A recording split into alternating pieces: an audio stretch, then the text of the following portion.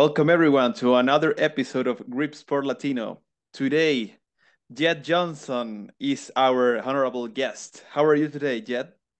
Hey, I'm doing great. Just back from nationals. Managed to pull off a big win in a very tough contest. Had my first training session Tuesday, trained last night. Feeling pretty good. I'm taking it a little bit easy after all the travel. That was the biggest, most demanding thing of it. But doing great, buddy. How are you doing? I am super happy, super hyped because I think there were many contests this past weekend, super important ones. And Hmm. well, super important to me because I hosted my first competition, so I am super happy with that as well. And to give a little context to the audience, before the contest, we had a meeting and you gave me many valuable advice. And I am very thankful for that because it was super useful. Super useful. And we were chatting afterwards saying, man, we should do like a little episode for our YouTube channels. So here we are to go over those important topics. And by the way, did you go in your car or in an airplane to nationals in the US? Oh, no. That was a flight, buddy. I don't know how long it would take to drive across the United States. It was in California and I'm in Pennsylvania, so we're talking probably 3,000 miles. There is no way I'd be able to handle that trip. It's like a Route 66. I'm not sure. Like, wow, hitting the road, man, hitting the road. Yeah. Oh yeah. The road would be hitting me. And congratulations for your wing. Which weights could you pull on the contest? I appreciate it. I did let's see. I did 185 kilos on the axle, 407 pounds. I did 155 kilos on the Saxon bar, 275 pounds. I did 90 kilos on the 2.5 inch crusher, so 198 pounds. On the little bighorn, I got 100 kilos, 220 pounds. On the silver bullet, I did a 224 rated number four for 12 seconds. And then out of 22 items in the medley, I got 16 for first place. Nice, super Yeah. nice. Congratulations, Jed. Super Thanks, inspirational. brother. Thank you. Thank you. Excellent. So let's imagine that we didn't have like a past weekend contest, and I know nothing about hosting a venue. So if you're new here and you want to host a venue, this is like maybe the frequently asked questions for new contest promoters. So the Yeah. first question that I had was weigh-ins. When should they be? How much time before the contest should I have before like starting lifting between weigh-ins and started the lifting? Okay. So the standard is a 2 hour weigh in. So if the contest starts at 10 a.m., which is very common in the United States, then the weigh ins would start at 8 a.m. There has been a very small number of contests where we did weigh-ins the night before, but by far the standard is 2 hour weigh-in, and I think that is the standard to keep. So that's really what it should be the majority of the time. The only time I've ever run a contest where it was done the night before was when I did nationals in Harrisburg, Pennsylvania. So I actually left on a Thursday, or rather Friday, before a contest, and then I allowed people to come to the hotel and step on the scale to get their way in. But honestly, I think it's better to stick with 2 hours. Okay, because I asked that because it's like, what do you do in those 2 hours? It's like, Yeah. That's so generally when people are close to a weight class, they're going to weigh in at 8 o'clock and then they're going to go get their food and drink for breakfast time. And then they might also do some grocery shopping for food during the contest. But they're allowed to do whatever they want to. They can go back to their hotel room. They can use the bathroom, maybe gather their clothes or something like that, their equipment bag. They're allowed to do anything. But what we usually do here at my gym is weigh-ins at 8 o'clock. Then people will either leave and go do something, or if they stay, then I say warm-ups can begin at 9 o'clock. What that means is they can go through like a full body warm up, or they can start testing the first implement, or they can start testing the other implements, try to compare how the implements at the contest are going to be compared to their own training implement. And then at 9:30, we usually start doing the rules for the first event, just to make sure everybody understands what the rules are. Sometimes we'll cover the rules for all the events just to make sure everybody knows them. It just depends on how many people are at the contest that are highly experienced. If everybody already has an idea of how the events are going to run, then we'll just do all the rules right at the beginning, just as a refresher, just to knock out any questions. If there are people that are more beginners, then we're going to do the rules separately for each event. So we're going to take about 10 minutes to cover the rules both in written format and answer questions prior to each event as they come in the contest. Perfect. Yet, since I don't live in the US, I am from Chile, so I had to send the results and the weights to you and to Eric Rusain. So, Yes. when should a promoter send the results of the contest after the contest has been held? Yeah. The sooner the better, obviously, because then they're in our hands and we don't have to chase them down. But generally, if you can get them to us within 24 hours, that's perfectly fine. The thing is, the quicker you get them to us, Eric does all the data entry. Like I might do one contest a year, maybe. He does all of them. He's got the process locked down. He knows how to do that and he can knock it right out. Um, so people send them to me sometimes and I just forward them to Eric. But Eric's doing them when he has opportunities to do them. So the quicker you get them to Eric, that will give him more opportunity to enter all the events. Maybe he'll do one or two events at a time and then wait a day or something like that. But he's usually got those into the database always within a week, sometimes within a day. I mean, I think he had all of the results from both the Canadian Nationals and the United States Nationals by Monday, and he may have even gotten all of your results in by then too. I'm not 100% sure. It was like that, yes, like a clockwork. Yeah, Yeah.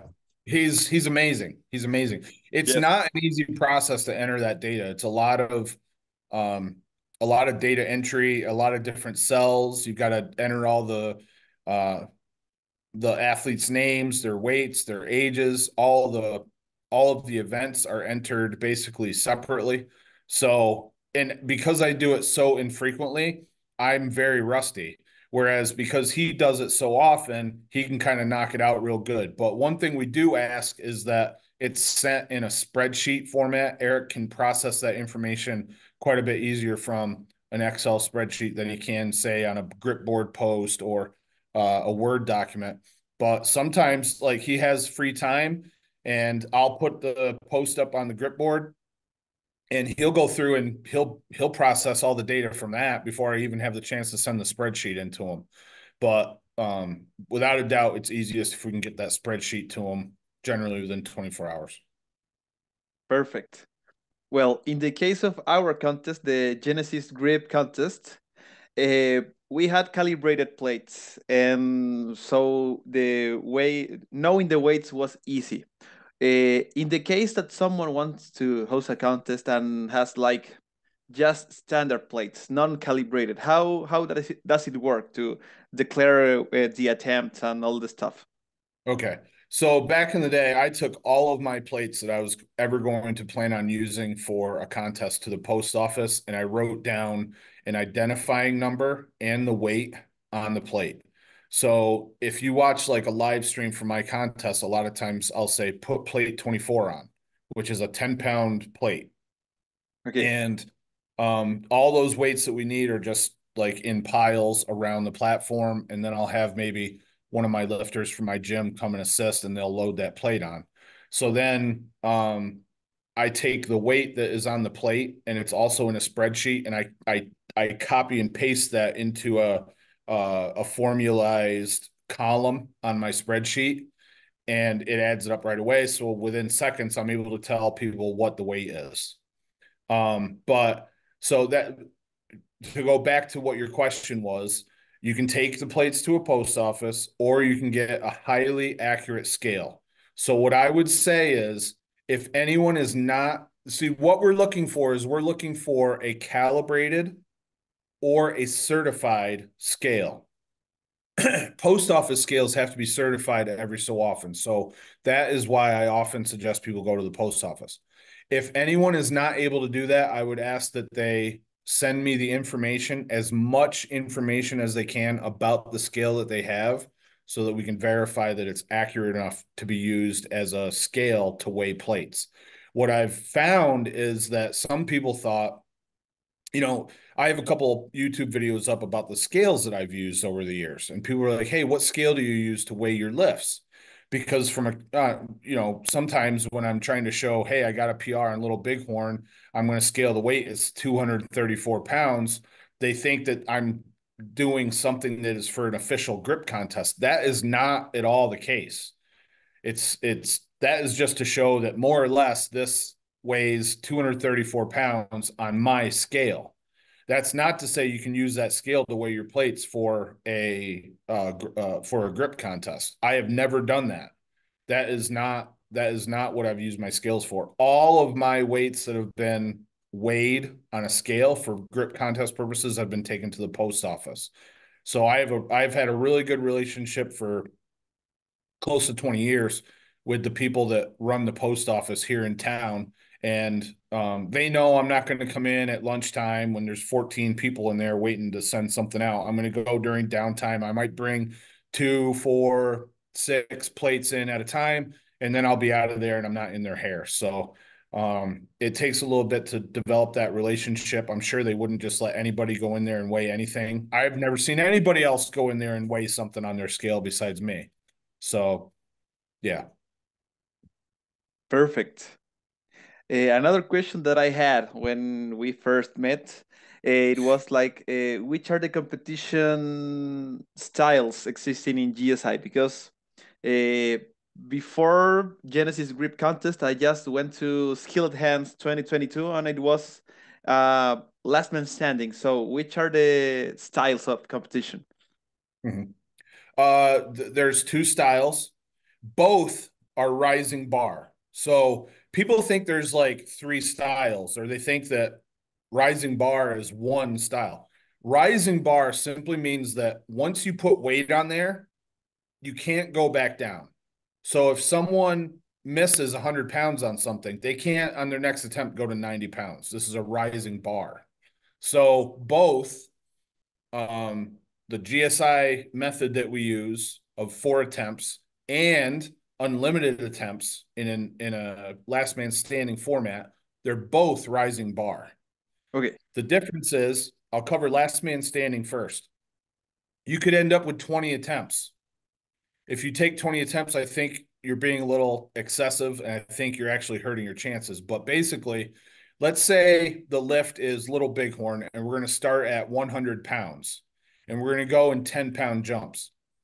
So generally, everybody hits the opening weight. Okay. And then we're going to increase by 10 pounds. So you have 110, 120, 130, 140. At any time after the 100 pounds, if you want to take an attempt, you can jump in. There's just no saying you have to. Okay. Okay. So you can pass any attempt that you'd like in a last man standing format. The other format that doesn't really have a name is simply we have whoever is starting out at the lightest weight is going to go first. And then again, we have standardized attempts. So if it's a Little Bighorn, maybe we're going to start at 100 pounds. The next weight is 110. If that person's max lift ever in their career is 130, then they better take 110, right? Or maybe not 110, but they better take 120 because you've only got 4 attempts in this format. Okay. So Yes. it's unlimited attempts in last man standing, It's limited attempts to 4 in the other one. Now with warm-ups in the 4 attempt for max weight, you can go up to the platform, say warm up, and then take a lift, because this allows you to gradually work up, but you have to clearly notify the judge and say this is a warm up. And what we do here is we'll take the crossbar off the platform real quick to even visually show that it's a warm up. Okay. So those are the differences between last man standing and the other one, which I guess you could call rising bar, but they're both rising bar. I call it like 4 attempts right now. It's like Yeah. okay, 4 attempts. Yeah, we can do that. You got 4 attempts, you got unlimited attempts with last man standing. Perfect. Well, in Genesis grip contest, we had the grippers as the first discipline, then finish ball, blockbuster, and little bighorn. I asked you the heights of each of the events. Hey, Is really there quick, can I interrupt you on something really quick? I sure? think we passed over something slightly. Yeah. We do allow in grippers for you to drop down. Yes. That is one of the few events in Gripsport International that you can drop down. So you can go up there and you can, on your first attempt, you can try 175 pounds. If you don't get it, then you can drop down. But that is not allowed in the other lifts. So if you fail your opener, can you go down as well? Yes, on grippers. On grippers. Oh, on grippers, yeah, I didn't knew that because we had a female athlete in my venue, and it was the first time that she touched grippers. So the first one that she tried was the sport, and she failed, and I was like, oh no, she's going to fail like the first lift of the tournament. Sure. Luckily, I packed the guide, and she could do it, and it was like, oh, at least she's going to have the first attempt. But I didn't knew that you could go lower, because in example there was we did the contest in a CrossFit gym, so the guys from the gym wanted to compete, and they were like, no, I'm going to start with 120, not knowing how to set a gripper and stuff. So Yeah. I was like, man, try them first, and then you can Yeah. see if you can do it. But yeah, it's good to know that you can like go down even from your first gripper Yeah. close, the I, outlier of the GSI. it seems like there's one other event in grip sport that you can go down in, but I can't think of what it is. It's really rare. It's rarely contested. I can't even remember what it is, but it seems like there's one other one. Okay. Well, about the heights, where can people check the heights? I mean, there's the King Kong rules book, but there are other lifts. But where can I see which are the official heights for GSI? So we have 3 official heights that I'm aware of. Well, there's 4. And it all goes back to whoever like invented the lift. Okay. So the first ever lift that had a height gauge was the 2-hand pinch. So the rules used to be on 2-hand pinch from David Horn. They were very hard to translate, very hard to interpret. Okay. So what we said was, we're not doing that. We're going to do to a height gauge. So we set it up so there was a concrete block standing up, and then we put a yardstick across the concrete block, and you had to touch the concrete block. And David Horn liked that so much that he adapted it. So it was 16 and a half inches. So what that is, when the Euro is standing with the pipe level, that makes a 7.5-inch lift. Okay. So that's why Euro and 2-hand flask, 1-hand Euro, 1-hand flask, that's why those are 7.5 inches. Okay. Okay. Just about everything else is 6 inches. until you get to the grip tops. And then I think all of those are 13 inches. And then the pickaxe lift is 30 inches. Why? I don't know. I could not tell you. And then the sledge choke is to 18 inches. So is this stuff confusing? Yes. Is it harder to judge lockout on a grip event? Yes. So we have those height indicators. What I'm going to be working on is, now that I have ownership of the Gripsport website, I'm going to list all of the heights for all of the lifts on that website as an easy reference. In fact, another thing that we're going to be working on as a team is we're going to have all of the rules for all of the lifts on the contest, or on the site, for all the lifts in the Grip Sport contest. So Perfect. until then, there's a few ways to figure out what the proper height is. First off, anyone can message me through Facebook, Instagram, email, text message, whatever. I'm happy to just tell you. Second is through the rules document for a King Kong contest or any other past contest that took place. Next would be David Horn's World of Grip website, because all of them are listed on there. Especially, this would be mostly important for the grip tops. In fact, if someone asks me what the proper height is for the grip tops, I always go and look. It's been a while, so I don't always remember. But those, or if it's a lift that was created by a certain company, then you can go to their website and figure it out. But always, you can feel free to contact me and I'll get you the answer. I can imagine that the finish ball 13 inches height is it's because the grip tops, right? Yeah, I think the way that worked is uh when that Finnish company came out with that, they asked David Horn to maintain the records list and he accepted. So I think in some way that was it, they adopted the grip tops rules. It's also a very similar lift to the grip tops. It's a very similar setup to the grip tops because it connects to an open-ended loading pin and then it's pinned in place. So yeah. Perfect. Jed, I want to know which are the minimum weight increases in a GSI competition? Because in example, in powerlifting, you have to add 2.5 kilograms each lift, unless you are like attempting a national record and stuff like that. How does it work in grip sport?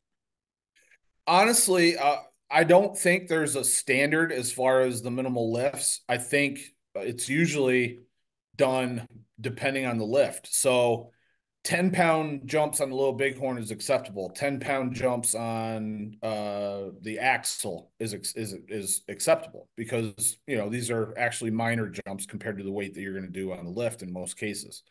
However, if it's something like finish ball, then we usually use 2.5-pound jumps or about a kilogram, because you don't want 10-pound jumps on the finish ball because that's a lot of weight for the finish ball. It can turn from very light to a boat anchor in just 10 pounds being added. Heck, even with 2.5 pounds being added, it can Yeah, it can be that hard. But as far as I know, there isn't a real standard. It may be something we should look into at some point. But um, I I think there's a common number that's used for every lift in most cases anyway. perfect. So it can be like up to the promoter how much is it of a jump? Yeah, it can, because part of it is you have to realize, you have to understand who's coming to your contest. And if the competitors are highly experienced, then they're going to be very confident in selecting their jumps. Whereas a new person, they may not know what the best jumps would be. It could be their first contest. They may never had their hands on Little Bighorn. They have no idea what they're doing. So you want to offer them, a reasonable jump. So 10-pound jumps is a reasonable jump for a new person, a reasonable jump for an experienced person. It's kind of middle of the ground. The problem is, if you allow 2.5 pound jumps on a little bighorn, you're going to be in that contest for a long time because a lot of people could end up just taking 2.5 pound jumps and eating up a lot of time in the contest. So there's a lot of factors, helping everybody do the best they possibly can, but also controlling the time of the contest. It's a balance. Perfect. Yet for GSI contest, is there any like a maximum number of trips to the platform established anywhere? Yeah, it's 4 attempts, four trips to the platform. But in the case of last man standing, is there any Okay. like maximum amount of attempts that or trips to the platform that you can do because the weight is Not that I know rising? of. Yeah, not that I know of. Not that I know of. If you've established a 2.5 pound jump on the lift and they go up there and on their 10th attempt they get it and they want to take another one, they can take another one. If they get it, they can take another one. So yeah. I will throw in there that uh this isn't necessarily standard, but if someone is going for a weight class record or a world record, then we allow a smaller jump than what's been established for that contest so that they can just break the record. And we don't have any minimum amount of weight that you have to break a record by. So if you could break it by a few ounces and you would get the world record. So let's say the world record on two-hand pinch, I think, is like 274 pounds and change. We're not going to make them break it by 2 pounds. We're going to allow them to break it by a few ounces. So 275 would be a new world record. Okay. That makes sense? Yes, perfectly. Let's see. Jed, when you are doing a last man standing contest, is there a given order for the lifters to do their attempts?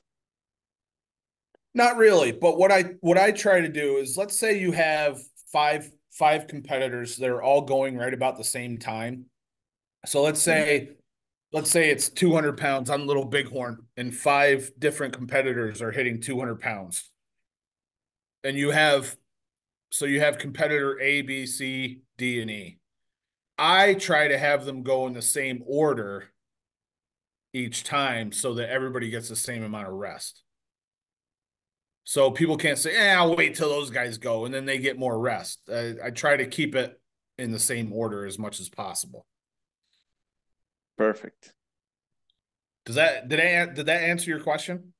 Yeah, yeah, because well, in our contest we had a guy behind the computer, and he had like the established order like in advance, so we can have the list and know who comes first and who comes last, and maintain that order if we Yeah. do a last man standing Yeah, I think format. that's fine.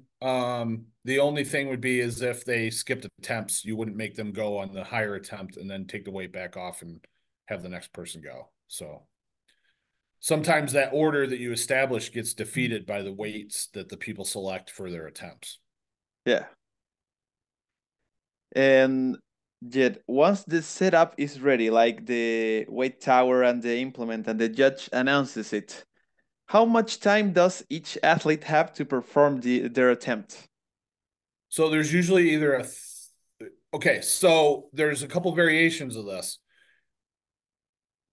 Years ago, the standard was once you're called, you go up, you can take as much time to chalk it, take your grip, and give it a pull, but you only got one pull. Oh, You didn't have multiple attempts with a time limit. We instituted time limits at some point, and I don't know when that was. So during that time limit, you can go up and you can take as many pulls on it as you want. Uh, there's generally either 30 seconds or 60 seconds. And usually that's dictated by the number of competitors. So if you've got five competitors that are highly experienced, you can probably get away with 30 seconds and it's no problem because those guys know what they're doing. They're going to go up there, they're going to situate everything, how they need it, and they're going to take a pull, maybe two. That's all they need. If you have a whole bunch of people, or and what I'm saying is you could also make that 60 seconds to give them an even better chance at being successful. Those mastery level competitors. But if you've got 20 competitors and you don't want to be there 8 hours, you might want to cut that time limit down to 30 seconds. Okay. So you got a couple of options there based on the expertise of the people that are competing. Perfect. The only time you have to worry about the specific time limit is if, let's say, with King Kong or Napalm's Nightmare World Championships, if the head promoter, Eric Rasain, or myself say 30 seconds per competitor, then you need to do 30 seconds at all the satellite venues. If they say 60 seconds and you look and there's 90 people that came to your contest, you may want to cut that down or else you're going to be there all day. See what I'm Perfect. saying? It's again, it's a balance between allowing for top performance and getting through the contest in a manageable amount of time.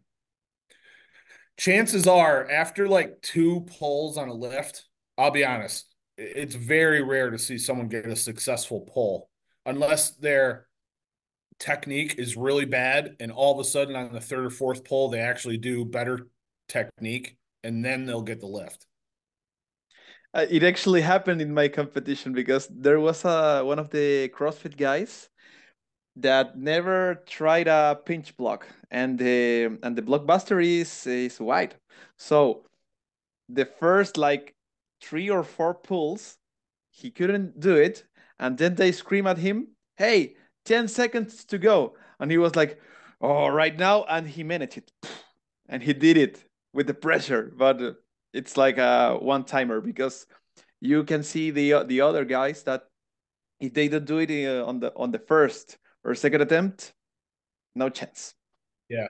A lot of times if my hands are even and let's say it's a certain event and my hands are pretty much even on the event. If it's 60 seconds, I'll take my first pull, maybe right, second pull left, and then I'll wait until there's like 45 seconds before I even go again. Okay. If it's 30 seconds, that's not much time to rest. Yeah, So it can help the contest speed up really quickly if you go 30 seconds.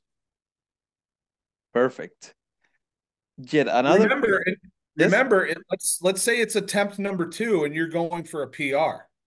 So maybe it's Napalm's Nightmare. You're going for 375 pounds, 2 3/8 inches, and you miss on your second attempt. You still got two more attempts. So it might be better for you not to waste energy taking extra pulls in that time limit. Yeah, Because when you follow yourself in the contest, you get a 2 minute break. It might be better just to wait those 2 minutes and then come back and hit it fresher. exactly. Jed, when we did our previous meeting, I wanted to know about medleys. We haven't done, to my knowledge, any medleys in Chile. So, which are the numbers of disciplines that you used to have on a medley, and how does it take to? I mean, how many minutes do you have to complete it? How does it work? That's really up to the promoter and the difficulty level of the medley. Uh, I've been in competitions such as the Gripmas contest where you've got 30 to 50 challenges. So time limits could be 4 or 5 minutes. Okay, But let me tell you something, man. That takes a lot of time. That eats up a lot of time in your day for that event. If we look at this past weekend at Nationals with the medley, yes, there were 22 challenges for the men. We got 2 minutes to complete the challenges. So I think 2 minutes is probably like the an average. I won't say it's the standard, but I would say it's the average for medleys. Um, So did you guys do a medley? No, we didn't because well, it was the first contest, and it was a like an occasion for testing everything for the first time. We started Sure. at 8 a.m. and we ended up finishing everything at 5 p.m. So it took a while to do the contest. Yeah. So if we Yeah. added a medley over that, first the first thing was that we had no energy left for a medley, Sure. and the Sure. second we didn't have like enough loading pins and stuff. So this time we didn't do it, but we want to in the Yeah. future. So have you heard of the Canary Islands medley? Never. What's that about? Okay, so that's what we did this weekend. So uh when I first got into grip, I had a subscription to Milo, which was the old journal slash magazine for Iron Mind. Okay. Read an article in one of those old issues about the Canary Islands festivals where they did plow lifting. So a plow is an implement that is pulled behind like a cow or an ox, and it actually cuts into the land to make the rows for corn or whatever, Okay. soybeans, whatever. I don't know. So they used to have competitions where they would lift these plows by the end into a vertical position. And the winner of the plow lifting championships was the person who could lift their plow and as many of the other plows that were brought to the festival. So they could make the plow as heavy as they wanted to. But in order to win, they still had to lift theirs and then as many of the other ones that were around. So you could make it long with big leverage, or you could make it shorter with a lot of weight. So I've always remembered this. I always thought that was fantastic. In fact, I have videos on YouTube doing the plow lift. Um, at Gripmas a couple years ago, I held it here at my gym because Chris Andre didn't have a gym to run it in. So we did a Canary Islands medley. Actually, I called it Napalm's Island medley. But Awesome.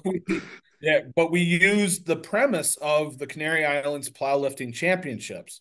So I think we chose 5 items apiece. We had to lift all 5 of our items, and then we'd go lift all the other items. So at Nationals last year, we did the same thing. It was Canary Islands rules medley. And each person brought or selected from my collection one item, as difficult as you wanted to make it. And again, you had to lift your item first and then do as many of the other items in the medley as possible in order to win.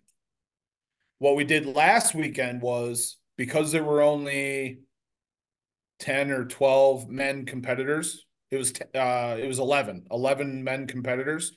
We each selected 2. Make them as hard as you want, but you had to do your challenge items first and then as many of the other ones. So it works out really good because then it kind of takes the pressure off the promoter to come up with a good medley, Yeah. because the competitor can make it as tough as they want to. What happens at a lot of medleys is you end up with medleys that are medley items that are better suited for very large-handed individuals, inch dumbbell, heavy blobs, things along those lines. And it really takes a lot of the competitors out of the equation because they don't have the hand size or the experience to be able to lift those items. So it can backfire though, because last last year at Nationals, I actually expected it to be a really brutal medley. We had lots of people coming that were very, very highly skilled, and a lot of people just didn't select hard items. So I was anticipating being the only person to finish the medley, Yes. but we actually had like 5 people that completed the medley. Oh. So it was kind of a disappointment. Like there was some stuff that was like 20 pounds added on to a handle. I mean, it just wasn't challenging at all. Hmm. And it ended up being like 2 or 3 items out of those 15 that were really, really high, substantial medley items. Jed, I'm curious, which items did you brought to California this weekend? So I didn't take anything to California. No, that's not true. I I wanted I wanted to have the inch dumbbell in there, but Like, there's no way there's no way I'm taking that across country. yeah. So instead, what I did is I took a number four, very low rated, 197, and I made it a silver bullet lift. So you could set it, put the bullet in, stand up with it, and that's a good lift. And I figured since it was number four, I'd probably be the only one to do it. As it turned out, I was right. The other item that I chose was a Fat Man Blob. And I'm not sure who brought it, but I think I'm the only person. I'm pretty sure I'm the only person that lifted that as well. So there's 2 out of 22 items that were very, very hard, but I knew that I could do them any day of the week as long as I didn't like rip an arm off in one of the other events. So so those were the two things I chose. I am also curious, Jed. Uh, there were 22 items, and you could Mhm. finish 16, right? Yes. Which ones couldn't you compete? Like, I am curious, which There, were like the challenge dude. that defeated you this time? Yes. It was in a way, it was the hardest medley I've ever done. Usually in a medley, I get all of them or maybe missed one or two. Uh so Mike Gentili chose a 70-pound kettlebell, and you had to do that rotation thing where it Oh, sets on its side and you got to turn it over. I haven't trained that in years. I gave it a half-assed attempt. I didn't even come close. It kind of makes me obsess about it. I've been thinking about it quite a bit because I think I could probably do it if I figured out the technique, but I didn't even know the technique. Michael Thomas brought a power twister, one of those things. It's a big spring, and you have to. So he had us do it underhand and oh, then bring it together. I've used those half a dozen times in my life. I half-ass attempted it, dude. I tried at the end. It couldn't get it. Michael also selected a Jack LaLanne 45-pound hub lift. And the hub on that thing was like this high oh. and about this big around. It was crazy. I think he's the only person that got that. Sounds And like then AJ, sounds like a shallow bull ring, something like that. yes, yeah, yeah, exactly. There were also a couple items that AJ Rakatari chose. One was a hilt with like 250 pounds on it. Couldn't even come close. And I gave that a real try. Tuna quarter crusher with 200 plus on it. I gave it a good hard try. Couldn't get it. So that's five. I'm not sure what the sixth item was, to be honest with you, but they were feats that I just wasn't familiar with. So they got the best of me. But the best behind me, the highest total was 15. So I was still able to win the event. Who was the second on that medley? I can tell you for sure in a minute, but I'm pretty sure that Mike Gentili got 15, and uh, I think John Macknick also got 15. Oh, yeah. Um,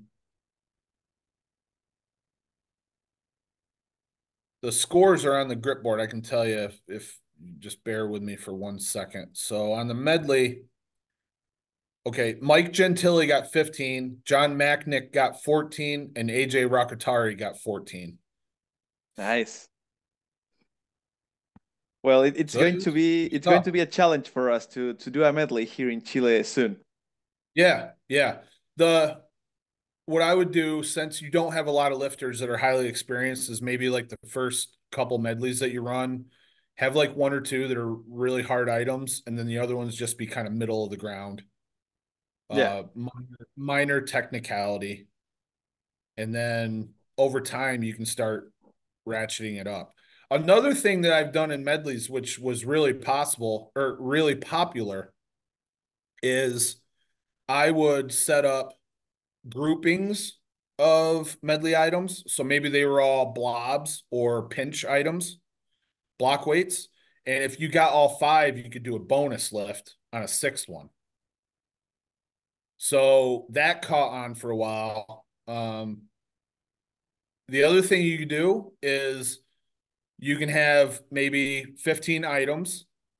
And if you get them all, you can start repping out on like the hardest one. That was another thing that I've thought about doing in the past. So there's a lot of possibilities there. Because the medley is just basically lift it up, or if it's a lever, you're going to lever it. If it's a gripper, you're going to close it. Because it's really straightforward, there's freedom there. It's not a standardized, measured, followed, tracked event of any sort. So you can do basically whatever you want to with the medley. Excellent. You could have it, you could even have it where you get 1 point for deadlifting it, 2 points for cleaning it, 3 points for snatching it, 4 points for curling it. I mean, it's the possibilities are endless. It just depends on how long you want to think about it and come up with variations. Excellent. Jed, I want to know your opinion about being a host and being a judge and competing in your venue. What's your take on that? Because I had that I was worried about that. I ended up being promoter, judge, loader, and athlete, and it was hard, but it was cool, and I'm going to do it again. But it's hard, man. Well, you I should ended up take tired. pride. You should take pride in the fact that you did all that. What I would suggest is to try to find some friends or something that can at least take one or two of those jobs off your plate. That is exhausting, especially when you have to leave the booth, leave the table, go change the weights, go back to the table and start documenting and judging. It's so much. You Yeah, must have been I must say, exhausted. I must say, I had one friend, Nico. He was judge with me, and another friend, Pablo. He was the guy behind the computer. So I didn't have like all of the events over my plate. But yeah, Yeah. I need more judges and I need loaders for the next event. Definitely. If you have a guy that's keeping track of everything on a computer or even on a sheet of paper, they can easily do the judging, no problem. What I try to do is try to get one of my kids from the gym to help me out for loading. Okay, And I always have a secondary judge for when I go. And it usually ends up being the most experienced competitor from the field of competitors. perfect. I don't So think I've ever had a designated judge that just sat there and judged. I think that's really a waste of a person because anybody can judge, especially on the crossbar lifts. Anybody can do that. perfect. And another interesting question from the last time. Liquid chalk. It is forbidden on King Kong rules. I have never used it, but I wanted you to tell us why is it forbidden? It comes down to one instance. So are you familiar with Mighty Mets that used contests that used to take place at the Arnold for several years? Yes. So one year, and I don't remember when it was, but I was injured, so I couldn't compete, but I watched. And I took myself out of the competition due to my injury. And then I wrote them at the very end. I said, hey, I've had a pretty good recovery. I could probably do the contest. But the lineup was already configured. So they made me an alternate. But the reason that the liquid chalk is outlawed now is because they were using liquid chalk up on the stage. And after the contest, I went up and shook everybody's hand. Hey, great job. You did great. And everyone's hand that was using liquid chalk was sticky. Everybody's. So even though the competitor might not be able to feel it. Now, I will say, I don't want to get sued by liquid chalk because they're going to come say it's not an adhesive. I don't know what they were using on the stage. It could have been something besides liquid chalk. There's a lot of liquid chalk like products out there, right? Yeah. But I spoke with Eric Rusain to get his thoughts, and he agreed that liquid chalk should not be permitted of any sort. So even though it may not contain something on there that is considered an adhesive, their hands were definitely sticky. Perfect. One of the last questions of this video yet.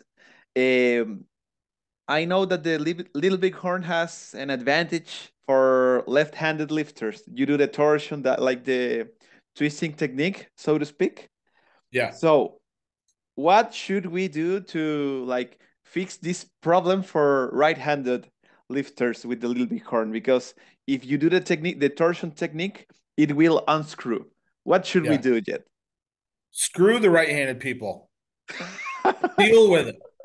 No, I'm just kidding. I'm just kidding. What you can do is there's a there's a product that it's just two solutions, and you mix them together, they become like a bonding agent, and you can put that in the threads of the little bighorn and then put it in there, and it dries, it cures, and then it secures that device so it won't rotate. And I forget what it's called. Um, It's like thread locking something or It's a thread lock. thread locking, yeah, a thread locking mixture. Yeah. It might be called quick shoot. I had it on the tip of my tongue.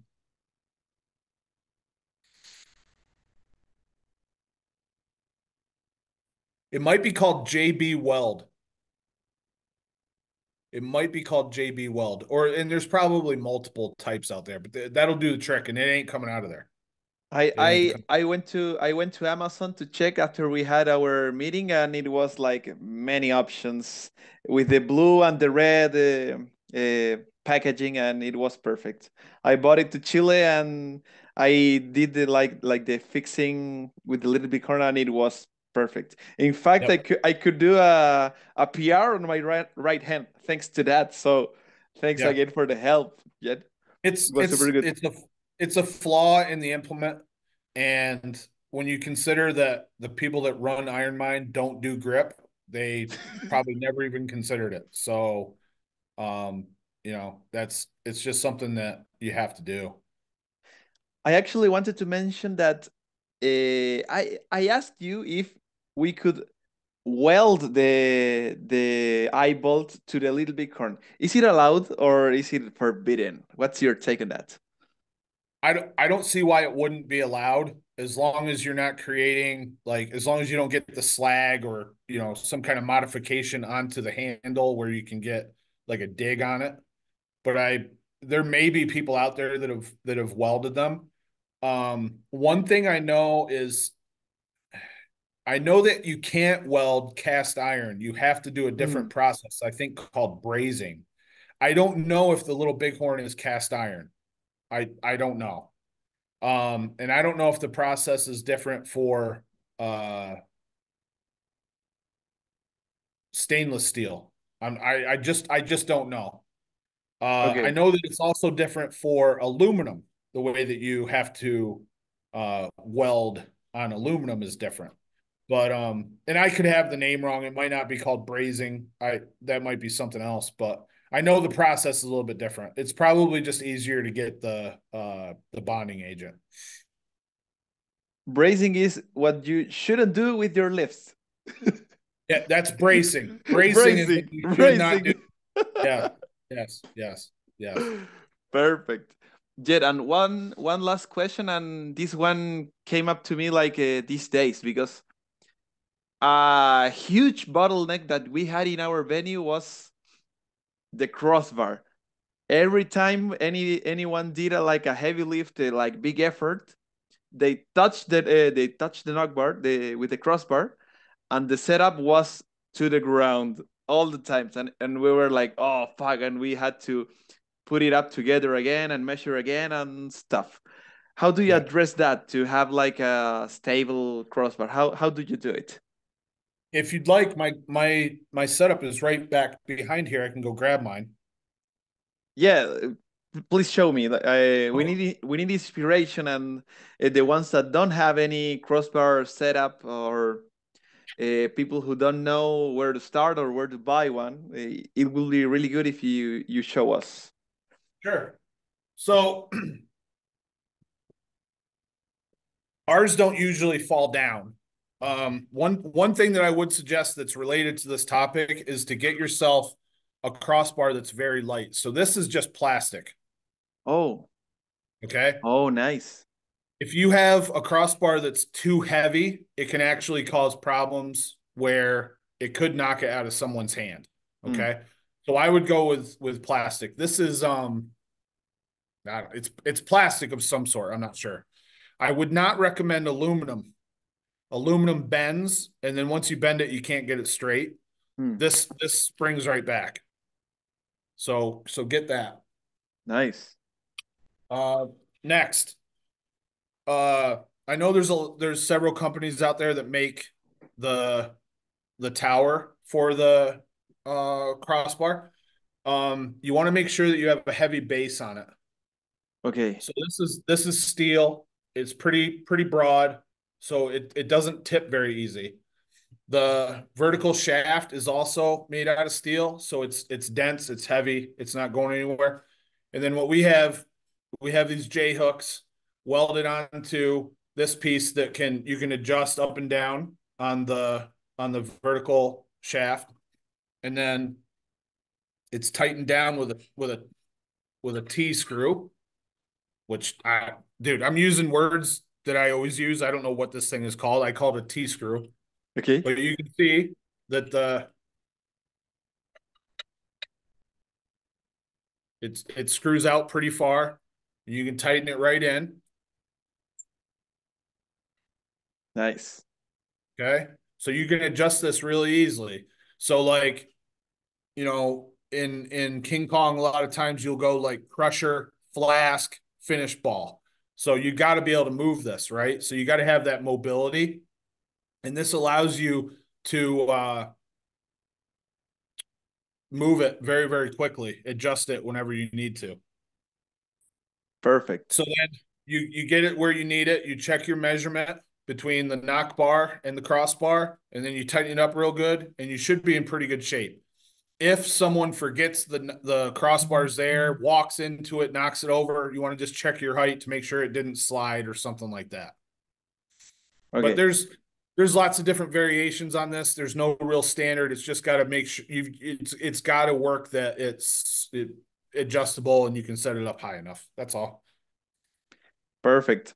Well, Jed, I wanted to thank you for this interview. It was really useful before the contest, and it's really good to go over this topic again because I want to do more contests, and I know many people from the world will benefit from knowing this. And well, I guess they can reach you out like I did if they have any questions for promoting any contest. And so, thanks again for your time, and it was really nice talking to you once again. Yeah, absolutely. My pleasure. I've done calls with lots of promoters over the years to help them get their footing with this and increase their confidence so that they can go and have a good, successful contest where everything's positive and they feel really good about their decision to run the contest. And I welcome people to reach out to me and ask questions.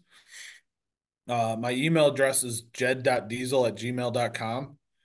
And please email me there because I also have an email address that I had to start that is tied to my newsletter. Okay. And this email address sucks. The account sucks. It's like it looks like the email address I had 20 plus years ago when I was in college. Okay. It's just not good. And I get anytime that someone opens an email, I get an email notification and they all look exactly the same. And I just would hate for anyone's email to get buried in this system and I not see it. And then they think I'm not listening to them or something. So by far, I suggest jed.diesel@gmail.com for reaching out to me or Facebook, Instagram, text, etc. Excellent. Thanks again, Jed, and Don't miss any of the new episodes of season 4 of Gripsport Latino.